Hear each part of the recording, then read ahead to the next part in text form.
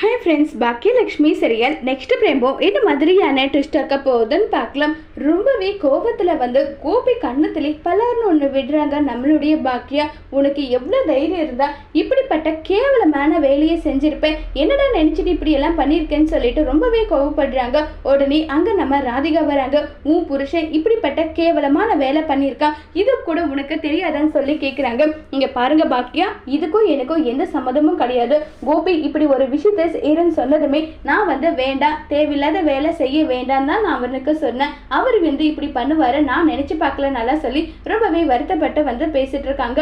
உடனே ராதிகா கோபி கிட்ட போயிட்டு, நான் பல முறை உங்களுக்கு படிச்சு சொன்னனே கோபி, ஏன் பேச்சை நீங்க கேட்டீங்களா? கடைசியில நீங்க மட்டும் இல்ல, இங்க உட்காந்துட்டு நான் வந்து அசிங்கப்பட்டுட்டு இருக்கேன், இது தேவையா நல்லா சொல்லி ரொம்பவே கோவப்பட்டு பேசிட்டு இருக்காங்க. இல்ல ராதிகா, அவளுக்கு எவ்வளவு தைரியம் இருந்தா என் கிட்ட வந்து அவ இப்படி நடந்துப்பா, அது எனக்கு கொஞ்சம் கூட பிடிக்கலன்னு சொல்லிட்டு இருக்காங்க.